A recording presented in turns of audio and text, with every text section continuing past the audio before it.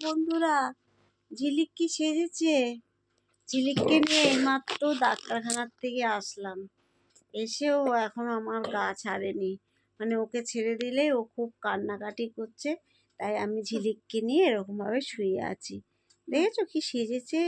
ঝিলিক বাইরে গেছে আজকে, কতদিন পরে জানো। আর বাস টাসগুলো যাচ্ছিল আর কাঁদছিল, বাসের আওয়াজ কানে যাচ্ছে। যেহেতু সারা বছর ঘরে থাকে আর একটু কান্নাকাটি করে, ঘরে বসেই কান্নাকাটি করে, কিন্তু বাসের আওয়াজে যে কি কান্না কি বলবো। যতক্ষণ না ডাক্তারখানার ভেতরে ঢুকলাম ততক্ষণ কেঁদেই চলেছে।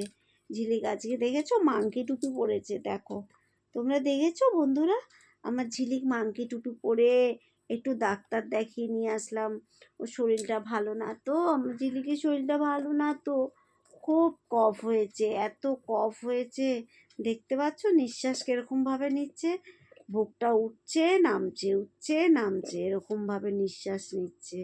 এই এখন শুয়ে আছে ঝিলিক। ওই যে কাশি, দেখেছো সবাই, দেখো খালি কাশছে, আর আমি ওকে নিয়ে শুয়ে আছি। দেখো আমার ঝিলিককে। টাটা বন্ধুরা।